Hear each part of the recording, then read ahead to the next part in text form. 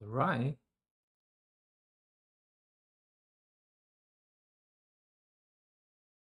Okay. I think we're live, right? Hello.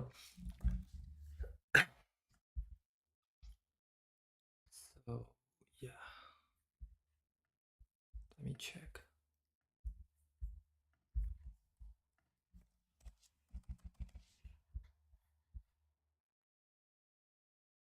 Okay. Seems to be fine. Can you hear me?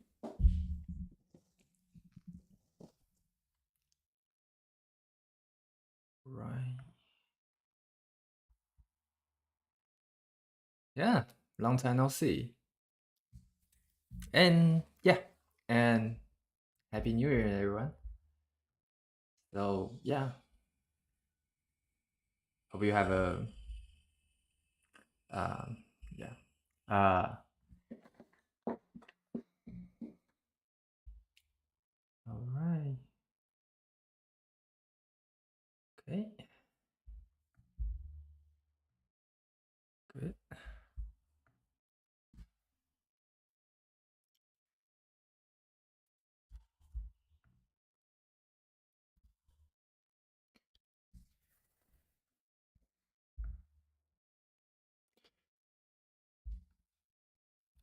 All right.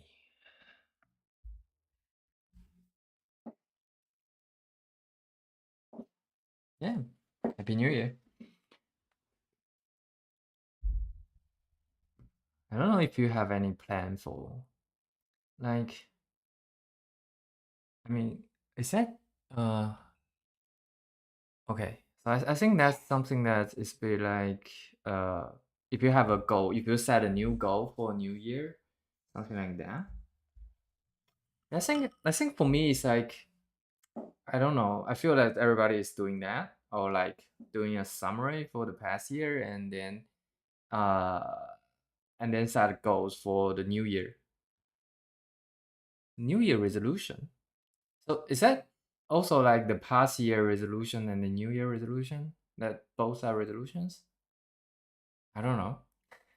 But yeah, I think for me it's like I don't have any concrete plan.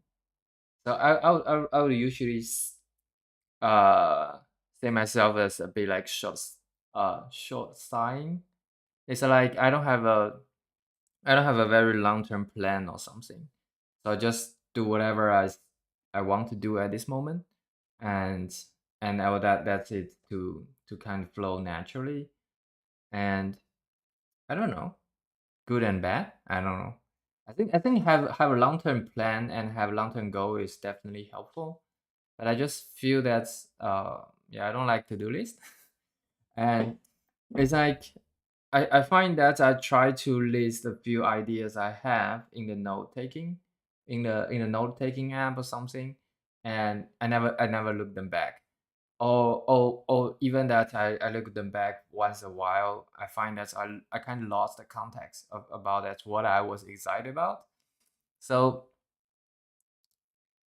yeah, so I think that's for me. So that's how I work, and yeah, I think long term I don't have any plan for this year. But yeah, I will see. I believe there will be like a lot of exciting things, and yeah, I think for the plans maybe I'll going to some conference. So I think this year is like mostly around Europe for the one I know. So I hope that I could see some of you in person here there. So I have a talk page on my website. So I will go to Amsterdam for I don't know 3 times. I think at least 2 times. So one is in February and then June. Like this is like JS Nation and React Summit is like just one day between. So during that I will be in Amsterdam, and then for March I will be in React Paris, and then for June, like early June, I'll be uh how to pronounce that? A thing. So yeah, I hope I could see some of you in person there, or I'll keep this I'll keep this list updated if I got more planned talk. So yeah, I hope I could cover more or travel more, something like that. So for Asia, I don't know. I just discussed with the organizer of ViewConf this morning. So it's still not settled. So I don't know what time is it and if it's worth for me. But if it's possible, I probably go to China for the ViewConf China, and maybe for Japan, View Japan Fest. Not so sure. I think that's the second half of the year. How do you call that? Uh, I don't know. It's like yeah, I think it's second half of the year, and so we don't know. I think the organizer doesn't know either. So this is for the first half of the year, and probably will be adding a little bit more. So we'll see. And so that's the plan, I think. And then I think for the plan of this year, I think we're finishing this Nuxt Playground. Oh yeah, I just changed the name to Nuxt Tutorial, and which we think that make a little bit more sense, but nothing is settled yet, so we will see.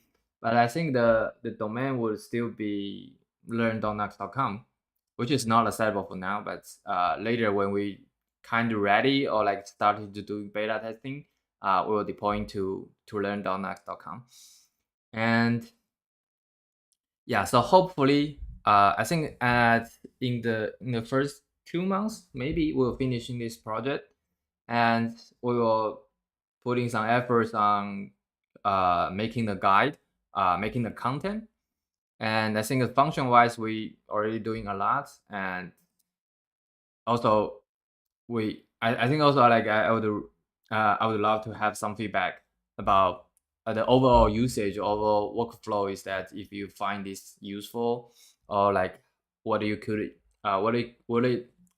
what aspect can be improved, in case like help you better understanding or better learning this. So this is the plan, and also I will put in some efforts working on the dev tool. So ideally, we would like to join the force for View Dev Tools and the new View Dev tool. Yeah, I'll show you. So View Dev Tools next.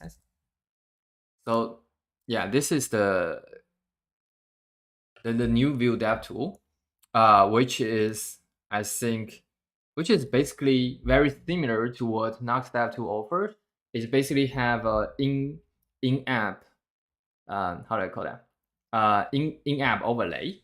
So that's it'll be the same that you open it as this little. Where is it? Oh, this is the deploy version. Uh, okay, where? Okay. Anyway, okay. So it's basically like Nuxt Dev tool, and it folks quite a lot of UIs from Nuxt Dev tool, but it also offers some capability that Nuxt Dev tool doesn't have it. So uh, so so I think ideally like we would like to join the force and to reuse some components and they reuse some logic, so that's the thing that's from the View Dev tool will inherent to Nuxt Dev tool, and hopefully like there are some like features that from Nuxt Dev tool that can be downgraded to View Dev tool without the Nuxt context, something like that. So, but I think the View Dev tool, one of the other benefit is like it works in the browser, and also a standalone app, but I think it's still in progress. So, but I think the functionality wise is already working, but there's just some like packaging thing need to work. So this will be like a little bit more like universal in terms of like where it can run. but we'll see that if Nuxt Docs will need to be that. But for me personally, I would just think that in-app would be the best because it is shipped with your Nuxt server, and you guys know all the things. Well, that's if you do it in a standalone app or a Chrome extension, that can be a little bit tricky to do the communication part. So we'll see how we can work together with the Vue DevTool. And yeah, I think I bring up the idea of DevToolKit last year. So the DevToolKit will be like essentially want to be an infrastructure for all the dev tools across frameworks. And I'm not we're still thinking about this thing and still not quite sure about if it's worth it or it's basically like we're still evaluating this idea if it's like people want it, and but it takes a lot of effort, and we're not so sure if like every framework would need something like that.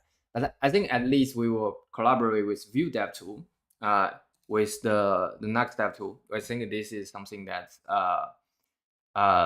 is very clear and is already in the plan. So I will try to find some time working on that and working with the Vue team to get these things. So eventually it will benefit like those two dev tools. So yeah, and we will see. I think that's a very short-term plan for this year, I guess. So I don't know. But also I think that's funny, like interesting thing will come as time. And oh yeah, I just by the way, I just share you a little bit about like something I have been working on. So I think we already talked about Shiki for a little bit. So it's basically a fork of Shiki that's using the VS Code grammar for syntax highlighting and provide the I think it is the pretty much the most accurate syntax highlighting in JavaScript, and that's this will be a kind of rewrite with ESM and has a lot improvement. Like ideally, like we want to merging it back to Shiki at some point, but currently just iterating the ideas. So I want to show you something that I think is pretty interesting. So if you remember that Shiki, sorry, 2/ is a TypeScript project that's providing the hover the text information from a kind of pre-run the TypeScript and get the type information and putting it statically. So you don't when you see the types, you don't really like this, I think. So when you see the type, you don't really run the TypeScript, but it's basically already run before. So it's pretty much static. The information is static because it's generating at the build time. So Shiki has a 2/ integration now of it, and we have the Shiki G 2/, which is another with a little bit different approach, but it'll be a little bit more efficient and it's much more extendable. So as you can see here, is that you can hover on the website. This is a documentation, and you can hover on basically all the code snippet to see what the type of it and what's the documentation if the integration provide, and you can see there's like small description of it. And if some integration that's providing code examples, for example here, it'll tells you that you can use the code like this to kind to generating to use it. So it's like basically like in the small documentations for each functions that's embedded in the code snippet, so that it just work like your code editor. So this is something that's been working on, and I will try to find out a way. So currently this is like a in-house implementation. So even though that you can integrating by yourself, it's still some styling work to do. So uh, so yeah. So here, I will try to make a VPress integration to make it easy. Because this has a little bit like JavaScript runtime. Just like here, if you want the hover to be outside of the container, you need to kind doing some JavaScript to move these things outside of the DOM, which we're using floating view here. And also like there's the like VPress related configuration to get it to works perfectly. So you got, I think for the basic you got the basic functionality, but for the basic experience, I think it still needs some work on the VPress side. So hopefully this can be something that's what I would wish for is like this can be something by default, a default standard for all documentation that's for the majority of the libraries, they kind of offer this functionality so that you can better understanding uh, what each library is doing and what each function is doing. So to make it easy and to kind of help more libraries adopt to it. So for me, that I will try to adopt it to the view use website and probably Uno CSS a little bit, and then we will see that if we can integrate into to the view docs and Nuxt docs and Nuxt.com. And while that's Nuxt.com has a little bit different stack with the from VPress, and which I guess it takes a little bit time. So how the description in the hover edit? This is just like let me show you. So core, where is it?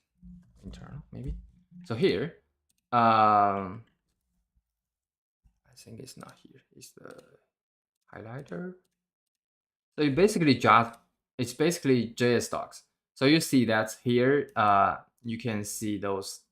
You adding the JS doc, and it will be shipped with your type. And you in your IDE you hover it, and then you will see the documentation. And to me, this is the best way to add the documentation because it works right in the user's editor, and they can see it directly when using it instead of like you would need to find the documentations, search for this name or something. It's taking too long, and this is just instant. So so I think this would, if doing that, this would encourage more library to write JS docs uh, for each functions and make them self-explaining. And I think there's some website that's generating the whole documentation from JS docs. I think for example, what I can think of is the Monaco, if you remember it, as a Monaco editor. Editor. It's I mean, I kind of feel it's the documentation is really horrible to read. Uh, you see, this is basically all generated, and it's not really friendly to read it. So this is all the interface and all the types. I think it's better to it's better than nothing, right? But it's not really helpful. So it's adding these things, and but every time you want to do something, you need to search for it. But I think the benefit of it is like it's just in the editor you will see how it works. Uh, so yeah, I think trying to find something in between to have the bad things between the these two approach, I guess. Yeah, I think Nux. I mean, um, so I think Monaco editor is a bad example because it does not offer you a lot of like guide. Well, I mean, I can totally relate to that. That's for the for library maintainer, uh they want to reduce the effort as as much as possible. So because we already have documentation in JSDoc, why we duplicate that, right? And every time we update the documentation, we need to remember to update like 2 places, which is not ideal for, like, I mean, it's just duplicate the source and making it hard to maintain. So I can totally relate it that you're generating those information. But usually, if you see Nuxt.com, uh, I'll just turn it to dark mode. So uh, I think I think Nuxt documentation is a bit not really classical. I like it to be like very how to say, innovative. It's like here I think if you, where is it? I think there's a page that is pretty interesting to me. So API, okay. These are not generated, I think. This is, I'm not so sure which are generated.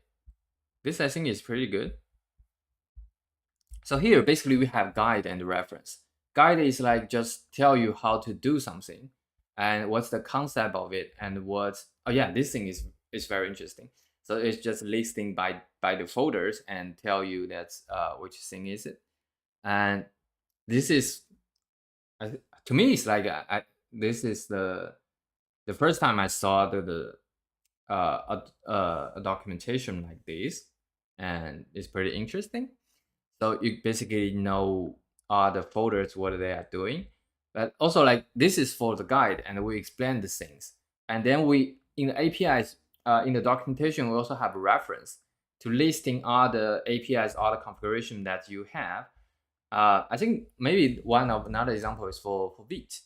So Vite has a guide page that's explaining the concept, and then it has a config, which is a reference, and then it's, no, this is the reference. It's listing all the possible options here. It just explaining things. I think for Vite currently we are maintaining it manually. That's maybe still helpful, and but I think ideally we basically want to avoid duplications, right? So yeah, so we'll see, and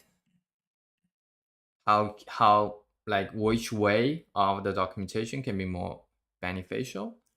And I think for Nux and Vita they're doing very good job, and I'm not actually not good at documentation for anyway. So so this, I think we are spending a little bit times explaining random stuff. So yeah, good to talk with you, and let's go back to the topic. So let me check about what we have done. I cannot remember. So I think the last time we end up here, right? So we add the guide toggle to, yeah, to toggle the feature, and the guide can control which feature is on or not. And then we add the add this page button that can go directly to the GitHub page to make PRs if you want to help improve the documentation. And show solution feature. So here that if you click show solution, it will just change the editor and show the solution to you, and we have the reset. So I think that's the progress from the last time. And then I did some refactor. So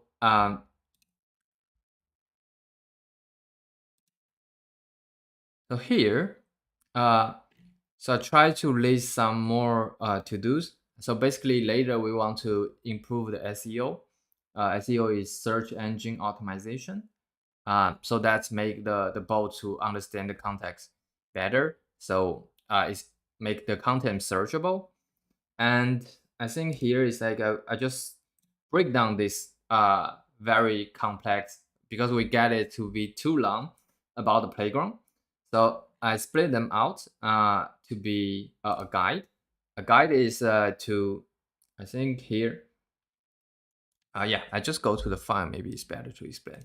So so here in the store, we have 4 store.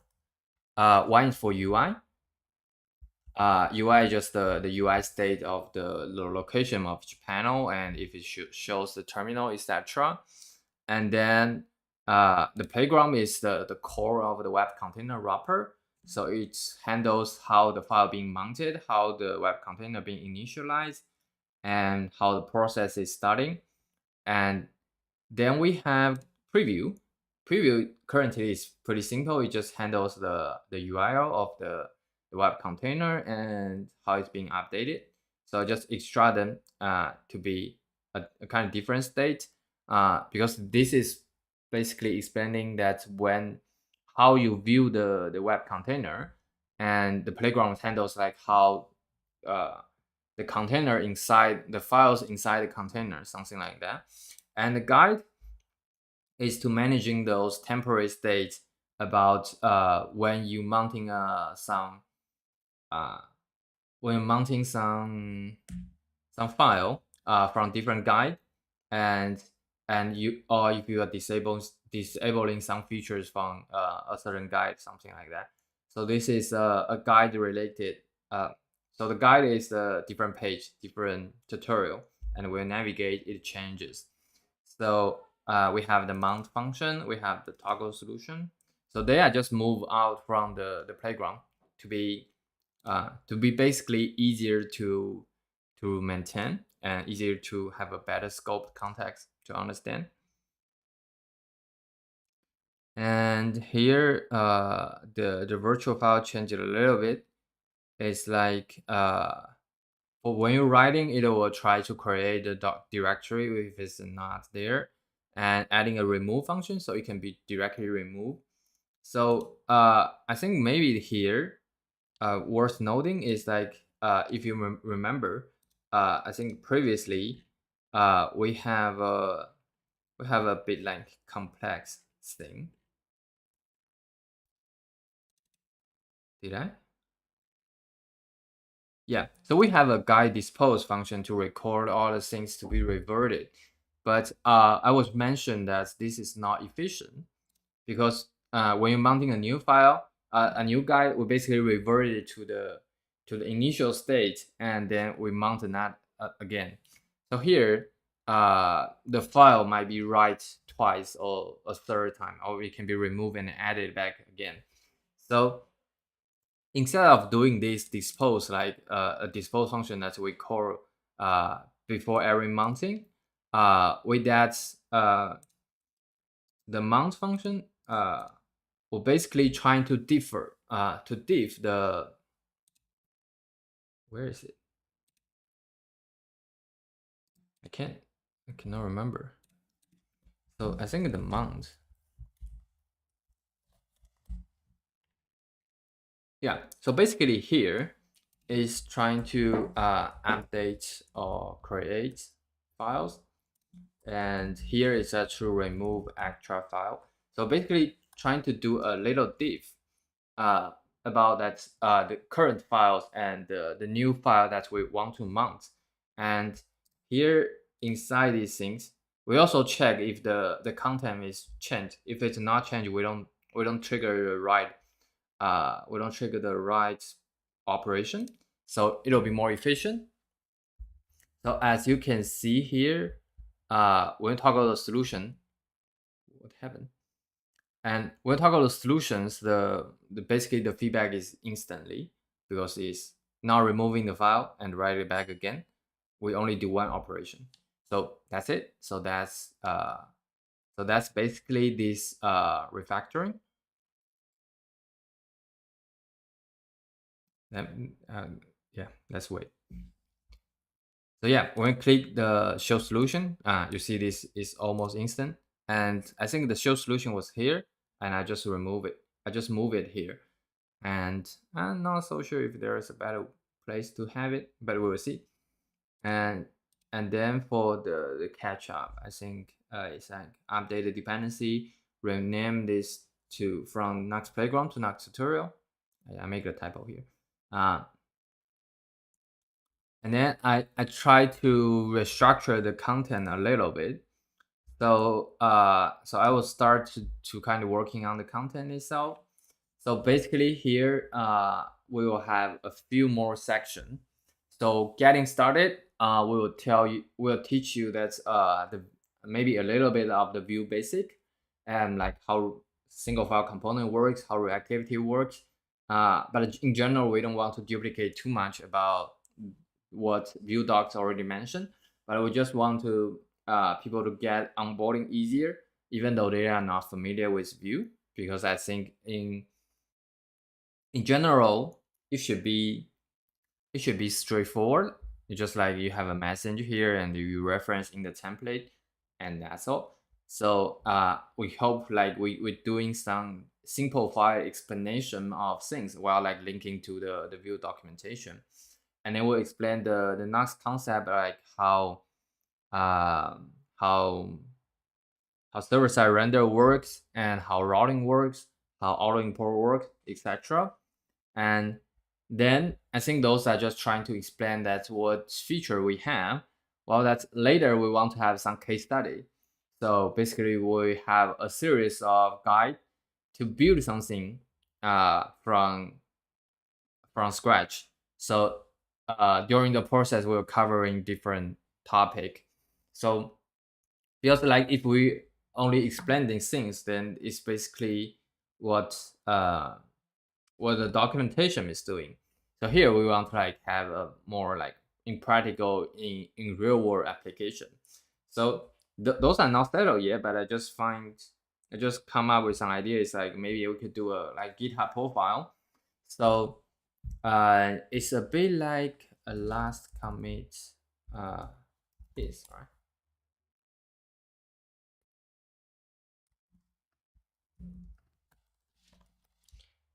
I think wait. Oh, it's first commit is, I think. Yeah. So I think it'll be basically a bit like this. This is built by Daniel. And so you basically having a username and let me do it.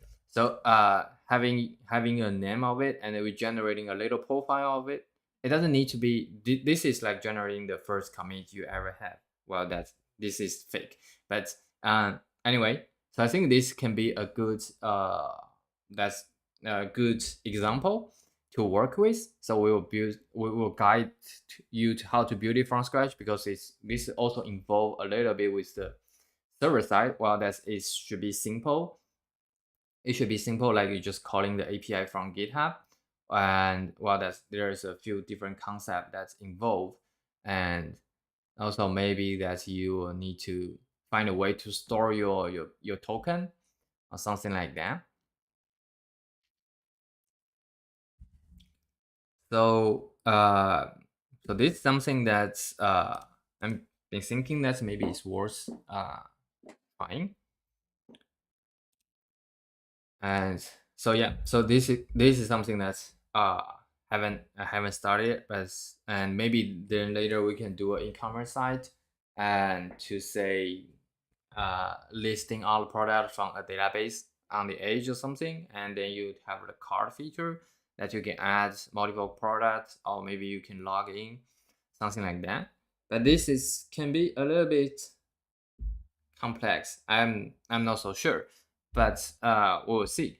So this is the basically the how I have a just my rough idea about that how this guide could be, and and and begin to hear if you have any feedback or anything you would expect this tutorial to be covered. And yeah, that's it. So basically for Vue Basic, we're covering some concept, and for the next concept, we're covering some like that. So uh, that's the that's the catch up. Yeah.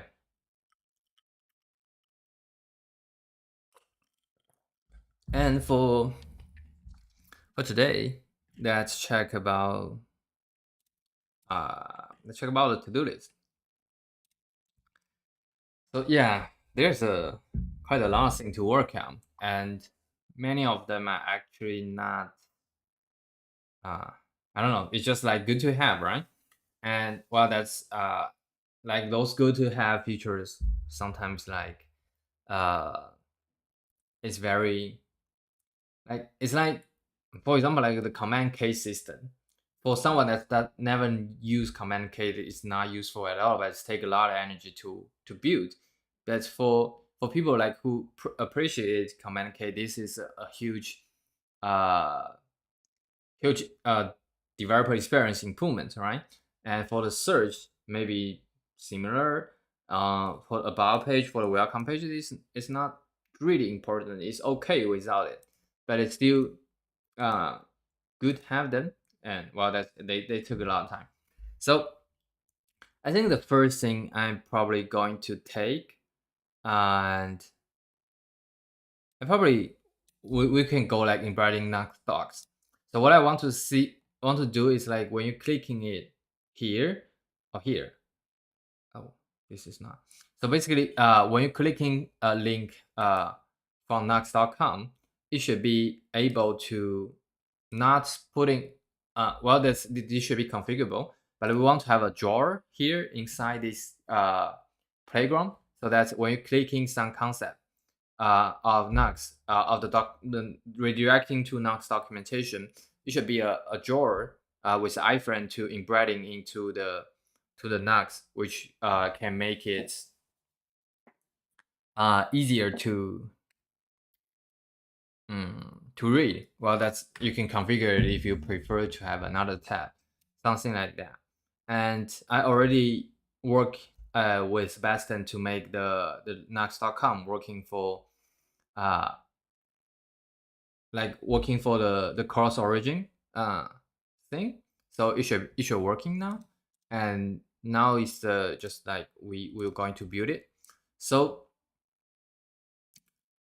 there's a multiple ways of doing thing. It's like we want to know when user click a link that is linking to a certain domain, to say that we don't want to hijack all the things inside this iframe. We only do for the known link, like starting from nuxt.com or starting from vue.js.org, something like that. So how do we know when user click it? Because we kind of basically want to hijack the previous the existing logic, right? We don't want to if you want to do something else rather than like jumping creating a new tab, that means we need to do something about this link. So this link is probably, so we can use the old view uh, component here. So the dev tool here, uh, where is it? Where's the okay? Here is soup. So here, so you see this is a NuxtLink component, and on panel edit. So one way is to hijack NuxtLink. So so we know that's how we can do something, or let's search for it. Or actually we can also hijack the click events of the link, something like that. But I'm not so sure how we could do it. So I think at least I can do NuxtLink. I'm not so sure if they have. Let's check if they have any hooks for us to control. So routing pages. Okay, this is example. This is something we probably not going to not want. So NuxtLink, default NuxtLink. Oh, so we have view data refresh, redirect, link prefetch. Call when a NuxtLink is observed to be prefetched. Okay, this is for prefetch. Page start, page loading, and reach rate. View setup. So I feel that there might not be a good way to do it. this is the build time, this is the runtime, and we definitely need something runtime. Render runtime server side. Okay, so those are not working for us. So I assume that like the router on before navigation uh is not working for us because this is like in-page navigation in the view router, while this is we want to hijack an external link. So so we probably could extend NuxtLink components to providing our own NuxtLink component. Um, well, I'm not so sure that's how we could do it, because basically we want to replace the auto import, right? So oh, so basically, okay, let's check the Nux code. I guess the Nux link will be uh, Nux link. So it'll be registered to the global, right? It's not API Nux link. Okay, thanks for Alex. Oh, Bobby. Okay, you. I know that you are more expert than me. So where is it? API and components and Nux link and overriding defaults. Okay. Okay, this is my NuxLink.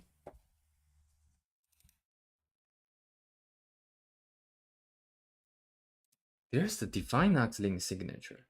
This is a function. Okay, my NuxLink. Actually, you should, as usual, with your new defaults.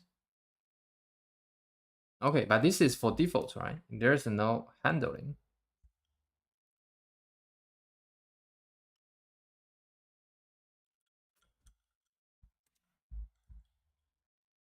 Yeah, well, basically, I think we need to create a new NuxLink. Well, that's handling the previous NuxLink. So I know there's another solution for that. That's something that I think I learned from VidPress. It's like let me think about add event listener.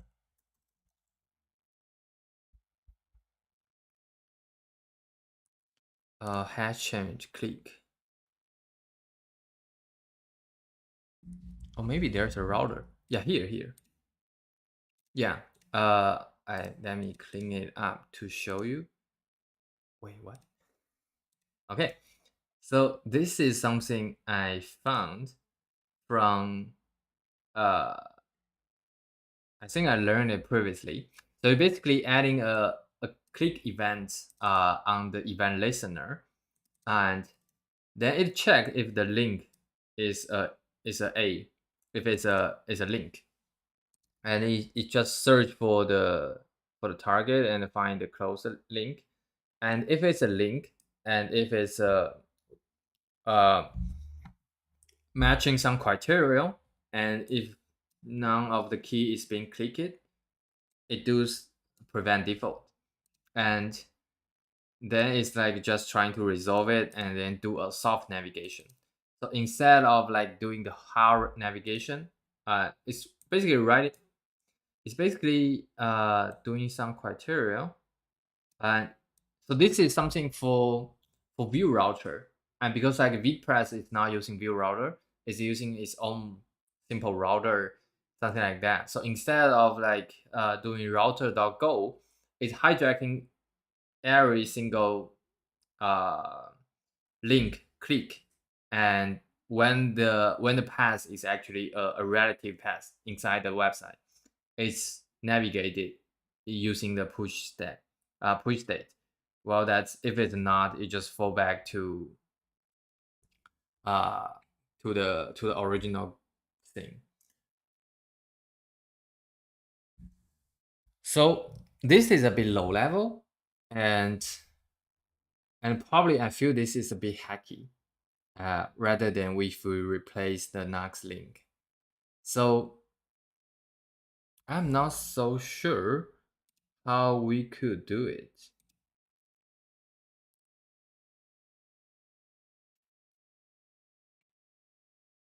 So NuxtLink replace external, replace external. So we basically need to do if it's external, right? If it's external. So what NuxtLink do is to where is it? Here, I think is resolve components route link and route link pops to dot value if it's not external. Okay, so here, if it's not external, it's just wrapping with the router link. While that if it is external, and it's basically adding a function, right?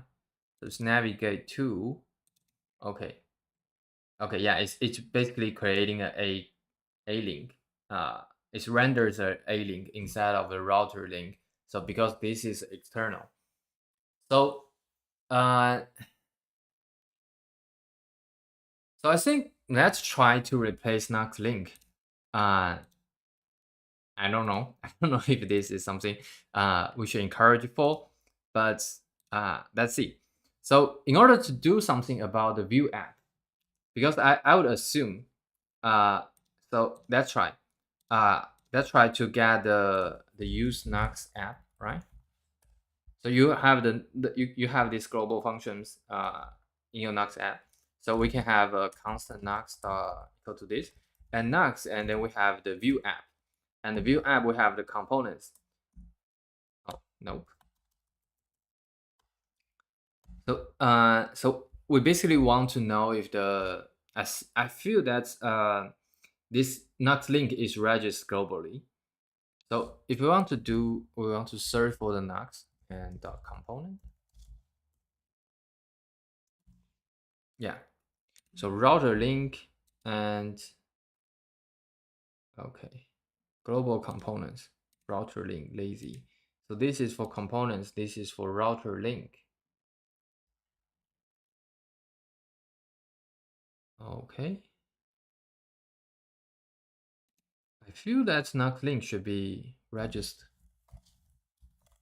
globally, isn't it? Define Nux link. And if we search for Nux link, so we basically exclude all the markdown, define Nux link pops, Nux link components. Okay, so here it's adding components here. And what the adding components do, okay, this is not global, really. So I think let's see if the register component, where is it? Config. Global property.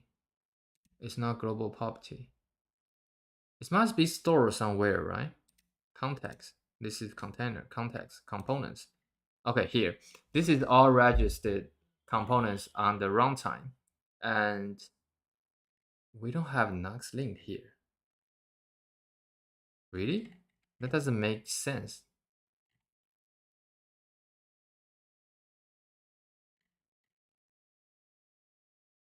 So for router link is being registered. But Nux link is really auto important. Cool. I saw that I can just replace the global one. So if we do for inspect, and I don't know what we should do. Uh, so here, so we basically find a file. We find a file that's using NuxLink. Okay, so we can say here the navigation file. So we search for the nav. Wait, what? Node module virtual refresh.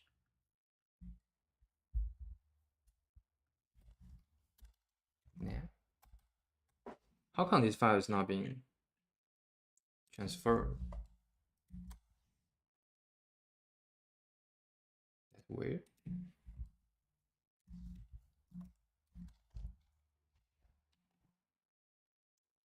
I think I'm searching for the right. Or maybe we do panel docs.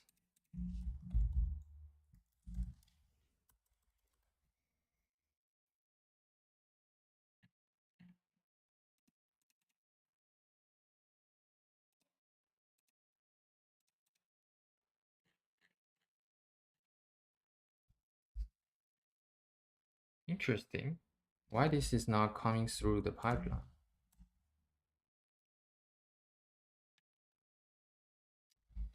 Yeah, using a transformer to replace the source link of NuxtLink.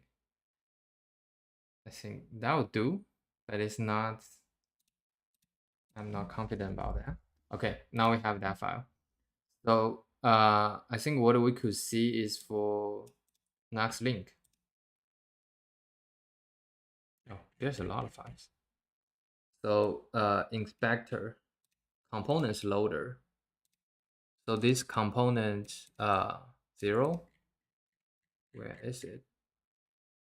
All right, that's really auto imported. So so for global components, you will see it's being resolved components, and the resolved component is kind of resolving from the Nux, from the view global instant. And if it's being replaced with this, it basically means it's being auto imported. So okay, that's interesting. So I think the problem now becomes like how we can grab the original NuxtLink, because to overriding it, you can do by adding a plugin here. So if we have a plugins and link ts, and we should probably adding a little bit like here. So we have a plugins. So plugin is for runtime plugins. So it's just adding, it's just doing something on the client side, and we have the link. And here we have dot default define Nux plugin. That work? Okay, it works. And parallel, maybe we could do, and then setup, right? Setup, and then we have the context. So the context we have app.view, and I think we also have some add components. So add component is next component is from packages kit. Okay, this is happens on the build side. So maybe not. Maybe we don't want a plugin. Yeah, we don't want a plugin. Sorry. So I think we want the module. So we want a module, and then we say NuxtLink ts, and I'm a bit lazy, so I want to copy something from here. All right. So I will call it NuxtLink, maybe custom NuxtLink, and then we'll do like this. All right. And then I just wind it up. So we have modules and NuxtLink, and I remove the plugins. So here,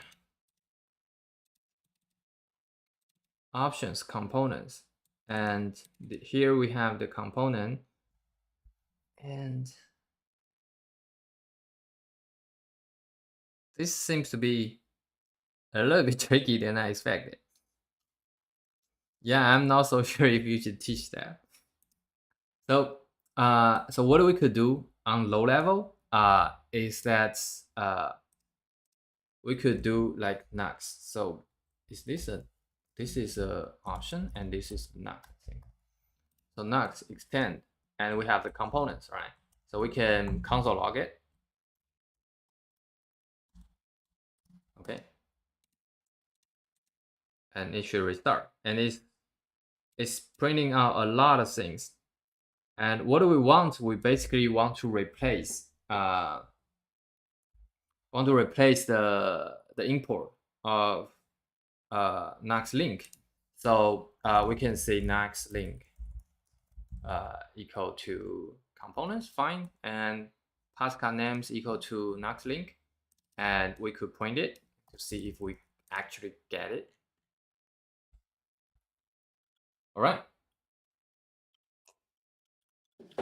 So you see we have it, right? And this would be a little bit tricky. so so that means we have the path. We just basically replace this path to the file that we want. So this is a patch, okay. And I think for us it's like, wait. All right. So we can do like custom NuxtLink, and we do TS. We don't do view because we want to write our render function, I suppose. So export default, define component, and then I think we should basically import the actual NuxtLink, which is let's do NuxtLink equal to define NuxtLink like that, and we don't need the default. So, and then we spread it. I'm not so sure what I'm doing, but we will see. So arcs.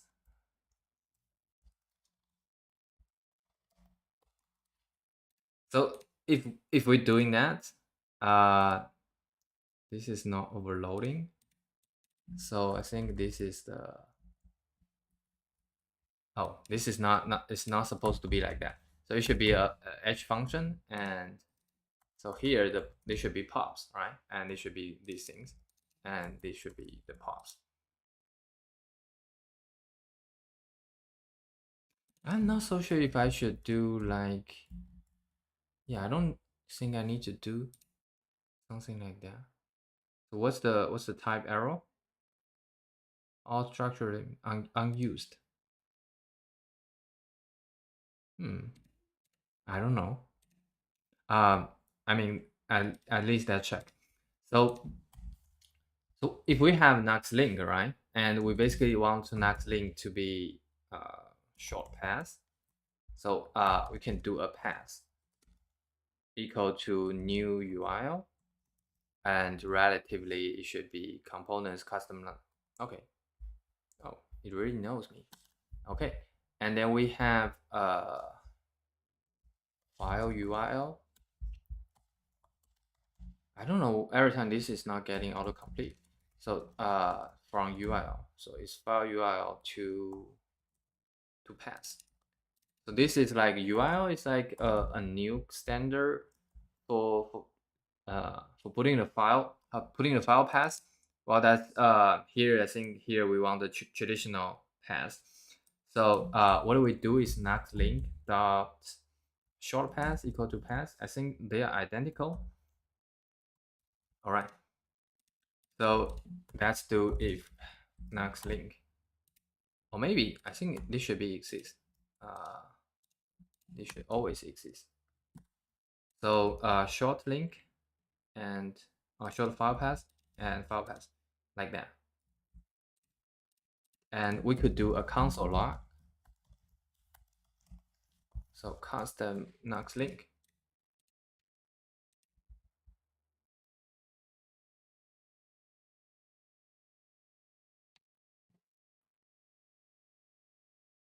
Support experimental. Nope, I think we need to restart it.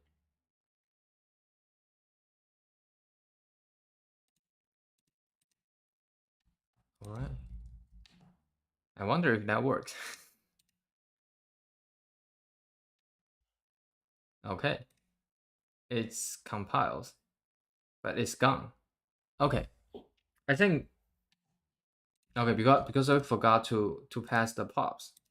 How do we do slot? Let me check the edge function.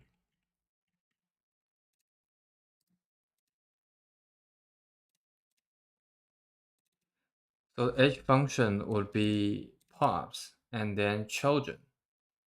While that children should be the slots, right? Or it can be passed directly. Okay, raw slots. Is that means that I can just pass the slots just like that? That work? It's not enable hard module replacement, I guess. Oh, I think I need a render function. I'm sorry.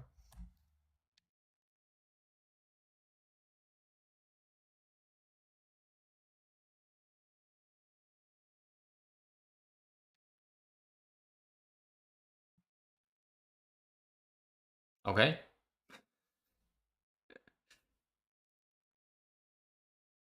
I'm actually not sure if I'm supposed to show you like this, but it works. Like it does nothing, but it works, and that check if the console log is here. So yeah, you will see here the custom NuxtLink. So we're basically able to we successfully replace that link with our custom implementation while that we preserve the original behavior. So then it becomes like here. So I think here we just like as any would that do? Okay.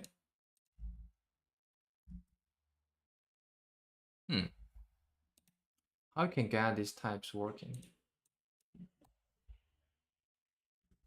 Uh, casting still not working. Okay, it's not working. So as any. Well, this is not getting the setup function.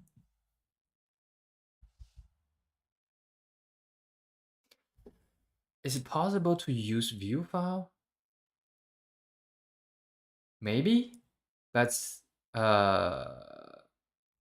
I mean, I think I prefer to have a render function because I know more about that's what is going on.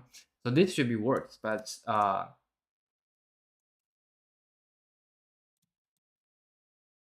another way is like you just like doing this and it should be fine. Yeah, maybe this would be better. Uh, so we don't need any actual pops, something like that. So I think I'm not so sure if we should do like pops and attributes. I think Vue would do it automatically with the the, the attributes inherent. So what we want to do here is okay. What do we want to do? So we basically want to have if pops.to starts with https with nux.com slash, right? And we do something like that. And otherwise we basically hijack a link to nux.com. Well, here it can be a function on click.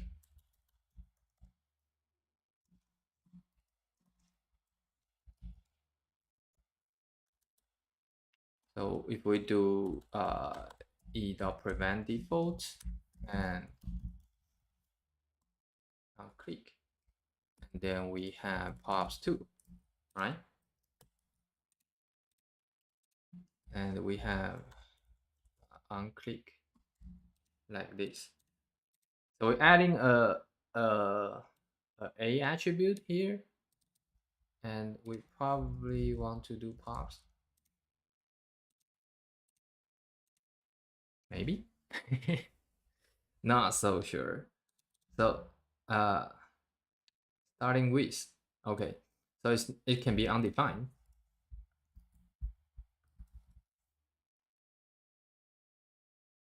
All right, and if I click this should be nuxt.com. Okay, I think I need to remove this.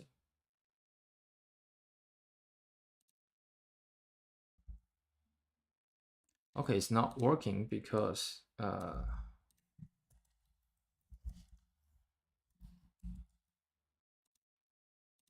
think it can be because of this. It's like equal to a 2 or .ref, right? And then here, like this. So the reason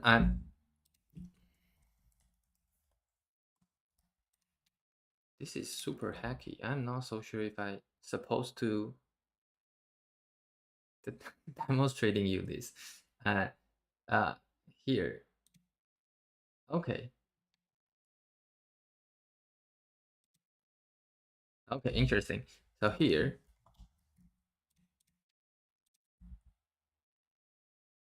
all right.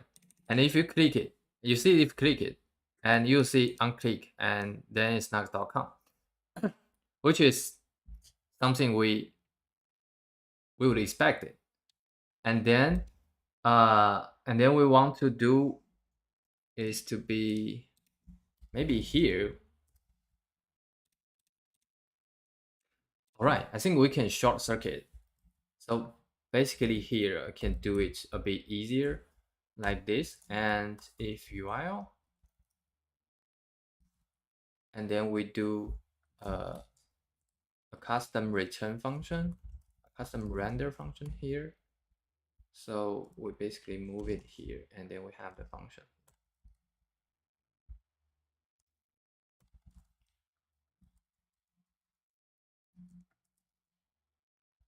And we can make it simple like this and like this. And then we can have a URL. So we do the condition inside the setup. So if it's not starting with nuxt.com, we don't do anything about it. And then here, I can use maybe guide, maybe use guide store.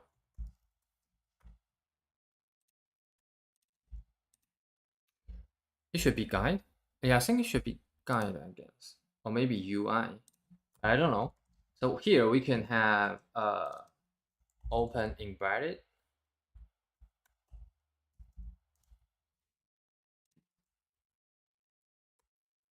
Embedded docs, something like that. And we remove it. And we'll go to this file, guide.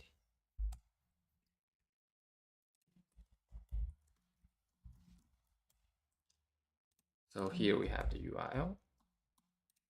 And we basically have a simple state here. So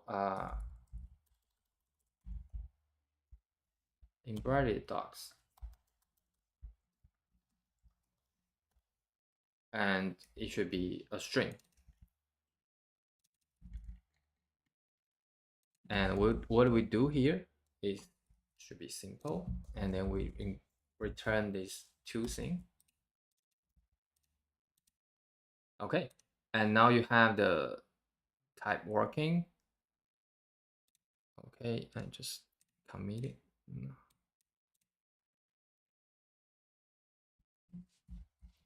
And here in the main playground, what we could do here is to say guide, use guide store.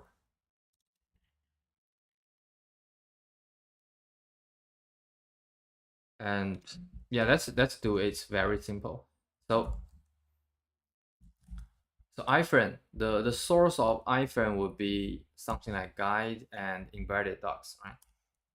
Sorry, embedded docs. And we do VIF, and we only show the iframe when the docs is there. And we can do fixed for now, and top 0, right 0, and bottom 0. And maybe the width will be I don't know, 50%. So not so sure if that works. Maybe. So if I refresh it and if I click, oh, you see it works. And but it's not actually working as I expected. Right bottom 0. Why not insert 0? Because I don't want to take all the space on the, and I think z index maybe 100. Would that work? So it still refused to connect. So maybe this cross origin.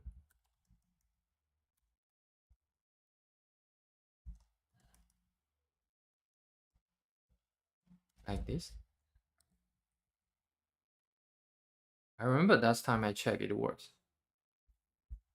Refuse to connect. Let me check. So, oh, I remember. Because we do that only on the docs. So, so nuxt.com.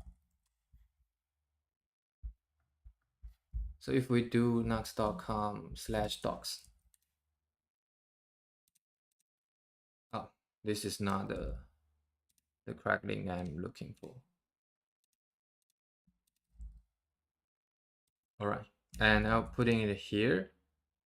And okay, this is something here.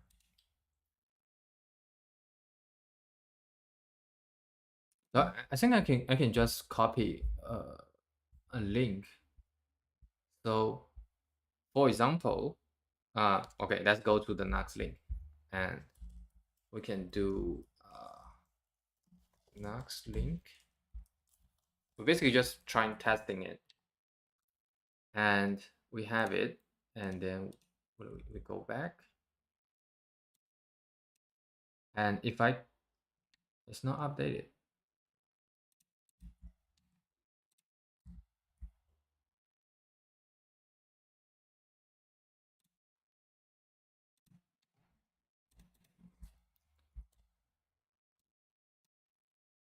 Fail to resolve component.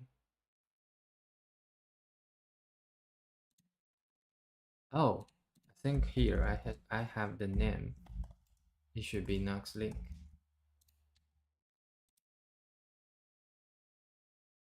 Right? If I click it, okay. Oh, I think there's a bug. It shouldn't be something like that. It should be okay. All right, you see it's working. Okay, it's hard. So on the right, you will see the docs of Nuxt, and we make it as a drawer so that when you click something outside, you just close it. So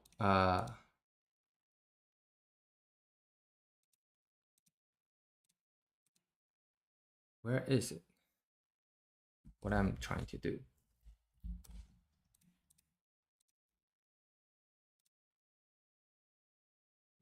So it's a main playground here. So we basically need to extract this as something, but for later, I think. So it's a fixed inset 0, and then we have a background which is we can say black, and then like holding 70% of opacity, and maybe drop filter, drop, and blur. I'm not so sure if we should do it. So blur, adding some blur to the background, and we do that whenever this thing is here. Or maybe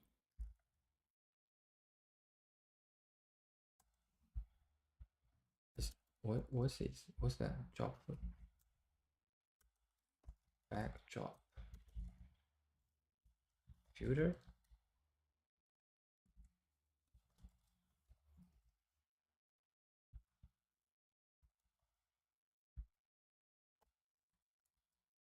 Okay.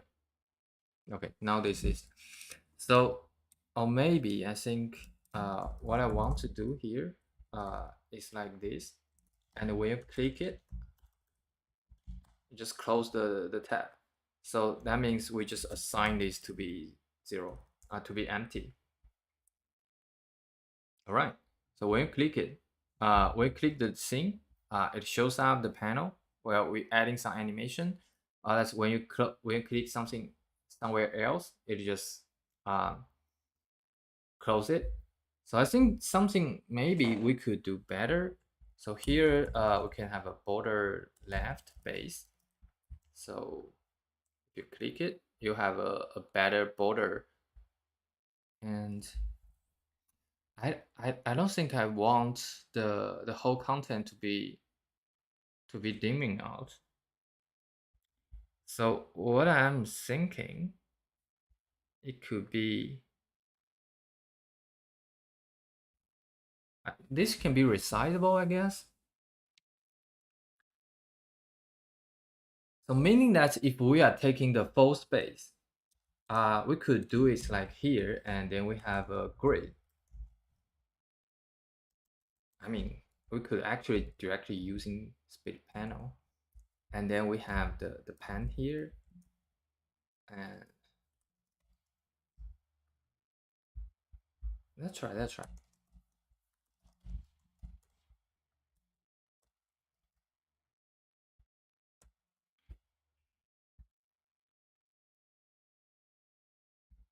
Okay, cool.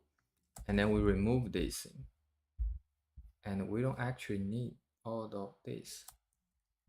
So this Z can be 100. Right? Oh, yeah. I think this should be relative,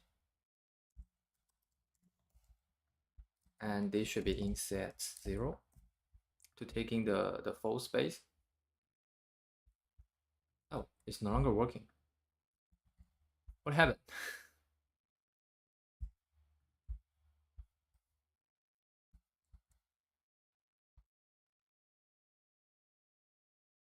All right. And this is not taking the full space.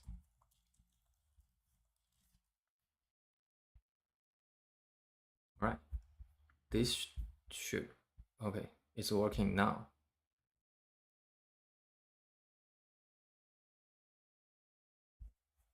Okay. Again. So for the jogging,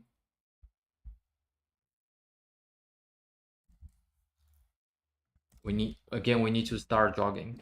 If you remember, this jogging is to this is to prevent the iframe to be working.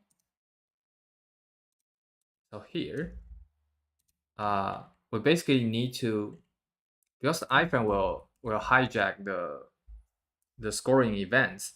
So the mouse moving because the mouse is actually going to the iframe. So we also want this, and end of jogging horizontally, while here end of jogging drawer maybe, or maybe inverted docs. Okay. So currently we don't store the size, which I think it should be fine. All right. And then we can jog it smoothly. And when you click something else, it just goes up, just disappear. And what I want is probably, I think it's a bit too much to kind of just dimming out this area. I'm not so sure that's what's the case if you want to do it side by side or something.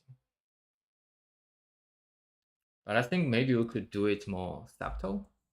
So maybe instead of dimming like 40, and I'm thinking to do a kind gradient here, but maybe let's do it. Let's do the animation first. So if it need to be a drawer,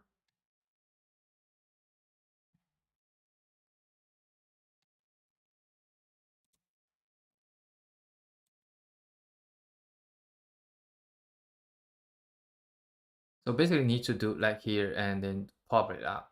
But I don't want to do the layout shift because it's kind of causing it to rerun. So I think that would means we might want to do what? Can we do view transaction? I think we could try it. We could try it. So if we do transaction and we wrap it,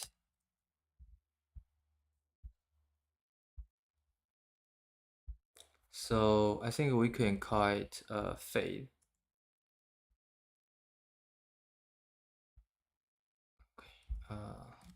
Slide fade. Okay, we could try. We just copy it and then we put it here and we do style and we copy all these things and we can try. So we can adjust these styles later on for sure. Oh,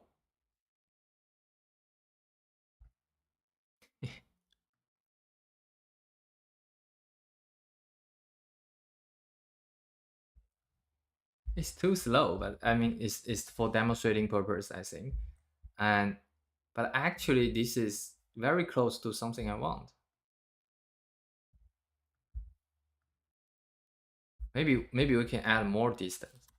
So for example, like 10, maybe 30 width.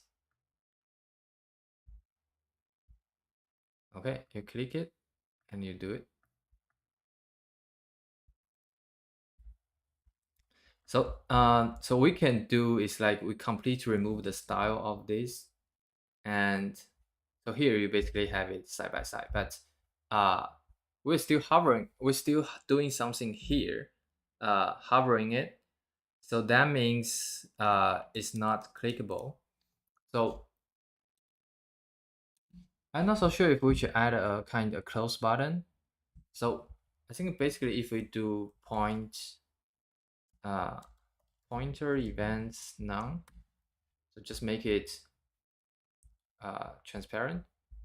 Okay, still not working. It's still not scoreable. And now it's not closable either.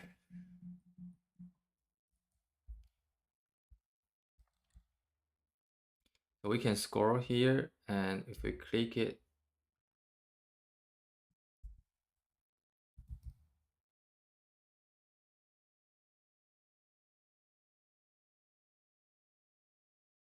yeah. So should I pop up on the right or pop up on the left?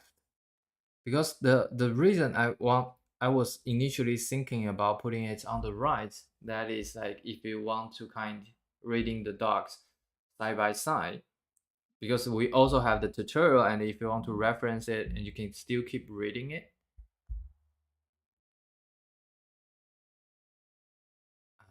I'm not so sure. Or maybe we can just like align with this thing. So we just cover all the content here, and we can actually synchronize it. So it's just side by side, or you can have a multiple tab. Okay, it's really hard.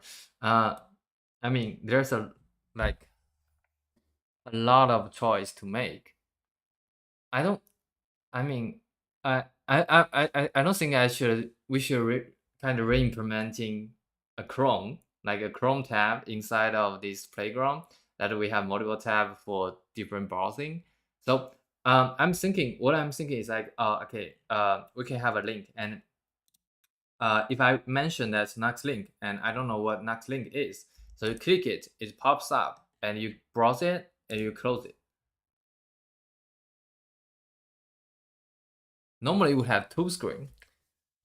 That's the interesting assumption. So, yeah, I don't think it's usually possible. I think pop out. I just think this would be, yeah. So, I'm thinking that having a setting page, and if you clicking it, and it will tell you that if you want to do the link inside this page or not. Well, that's I think for two monitors, I don't think everybody has that.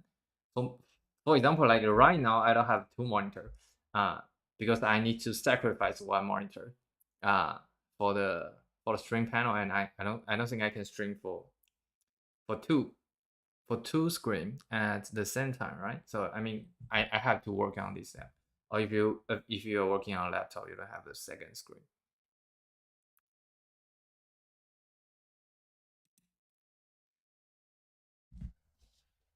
So what I'm thinking, just like quick reference, it's just like you click it, you understand, you're trying to read a little bit, and then you close it.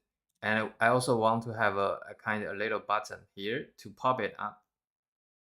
So I think we could have. I mean, I think it's interesting. Like we perfectly align this header. I think it is, right? Yeah, I kind of like that fact. I don't think I'm not so sure if I did that on purpose, but I don't think I did that. But just like it's perfectly aligned. Uh, but anyway, uh, so I was thinking that adding a little bit. So where could we put the button? The logo is not aligned. Yeah, that's true. We should make it a little bit bigger. Um,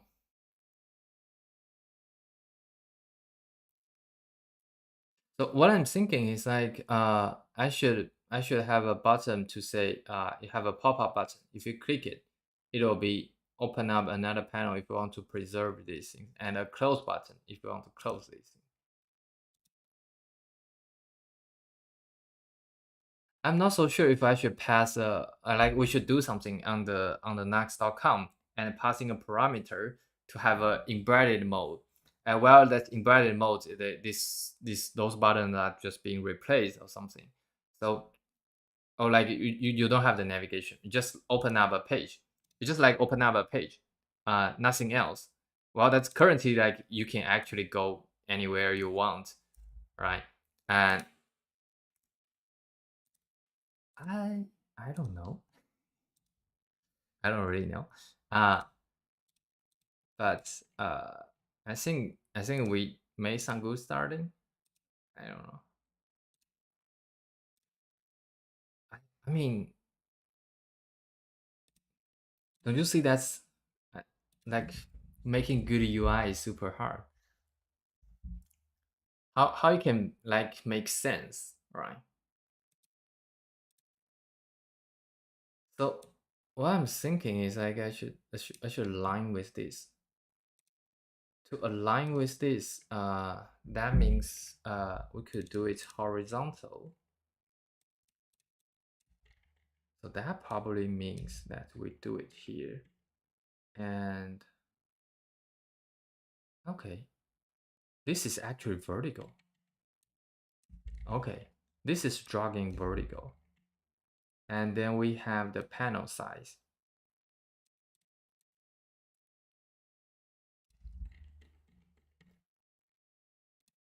And we copy these things. And those should be aligned in that way. All right. So if you, okay, it has some delay.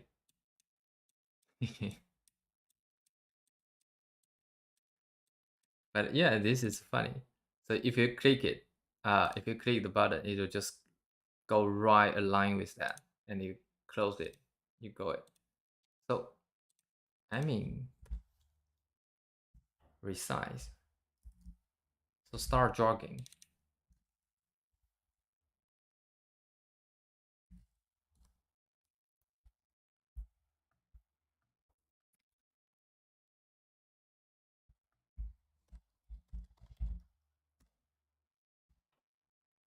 Um,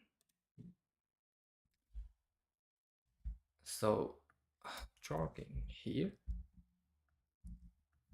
So we could do like something like this. Okay. And then we align with the size. So we align the size every time we're jogging it. So if we replace like this, and we click it, and okay, it still has some transition. That is because we have the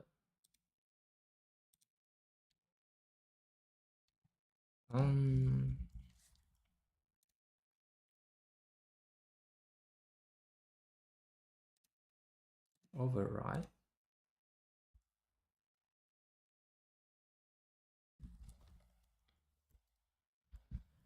Okay, horizontally.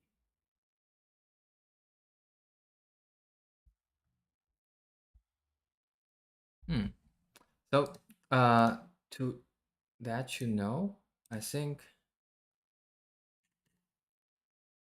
Okay. So here, if I do a panel, so when I click it, when jogging it, it has a split panel jogging. If you can see, the right style, because I cannot move my cursor there, but it's actually when it's jogging, the transition being set to none. So that means we could probably clone that behavior to disable the when you're kind of jogging the panel above these things, and it's disable the transitions down below. So I'm not so sure if I make it clear to understand. It's a bit confusing. So so in this case, just a small tip. So you can do set timeout, and then you do a debugger, and then here you need to be in a block. So feels like I want to inspect the state where that I'm having my cursor, right, but while that I'm leaving, the state is gone. So here you can do something like that. It's like you put a set timeout, a debugger, and like here is 3 seconds, but it's up to you. And it I enter it, and then I start to jogging it, and I holding it, and then after 3 seconds, the whole thread is being paused for the debugger. So that means that I can start to inspect whatever I want. Oh, okay, I'm sorry. So here, can you see it here? So it basically, yeah, now you can see it, right? So you just set timeout and a function calling debugger and 3000. And 3000 is the millisecond. And then you press it, and you have 3 seconds to trigger the state you want, and the UI will be freeze. So now I can see here these things adding split panel jogging. And to do it, what I can do here is like we just mimic this behavior to another panel. So what we could do here, do you see that here we have the point event and its panel jogging? And that means basically we put it here, and we replace this this class with this. So and also here. So that means basically if any panel is jogging, we disable the transition. And now we do. Yeah. Now you see that this is aligned perfectly, and it doesn't cause anything. So another way to do it about the maybe we can put some icons here or inside in between. Maybe, yeah, if I can do a close. But if it closes here and then you close the right panel, it doesn't make a lot of sense. But currently, if I do here, you can scroll on the right, but you cannot scroll on the left.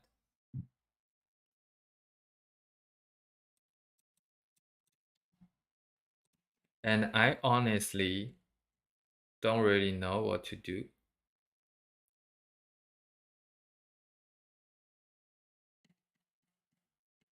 How to fix it. So if we do point events none, that means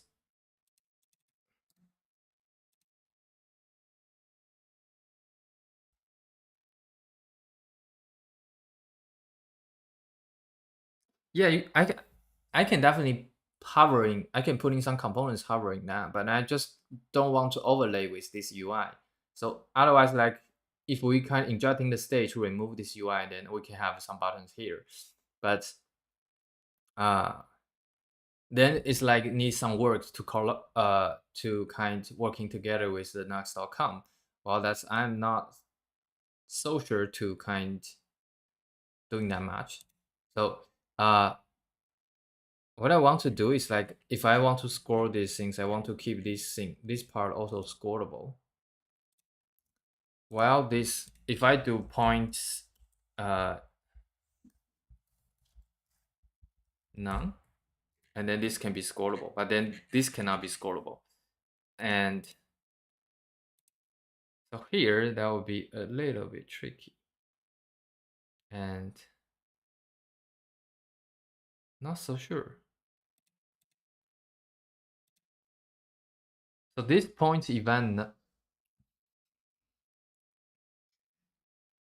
So another way is like we don't have this panel, but if we don't have this panel, then this is not scoreable. Another way I'm wondering if I can pop this. I can pop this panel up. So if I do z index like okay, it works. Uh, that's a little bit hacky. Uh, so that means I don't want it to be floating. It's just like this side panel is is actually having higher z index, while that's here is like okay. I know it's a bit tricky. Today is full of tricky things. So it's being hovering. So basically you can do like two side by side. Okay.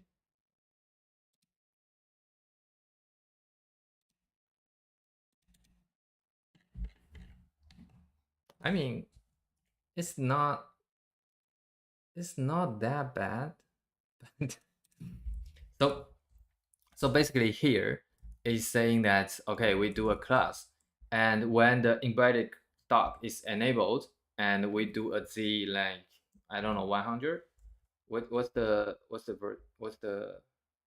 index of this? This is 100, and we do 101, something like that.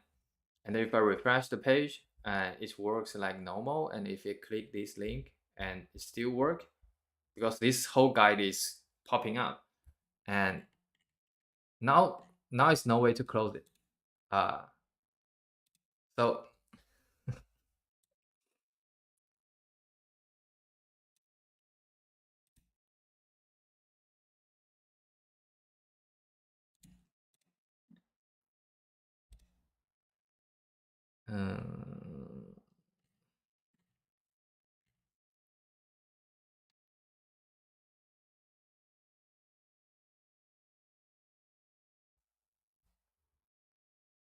3D DOM view, cool. Is that a thing? Let me search for it first. Firefox 3D DOM. It's gone. Why is it gone? Okay. This is super cool. I never knew it. Why is not no longer available? I think this is super cool feature.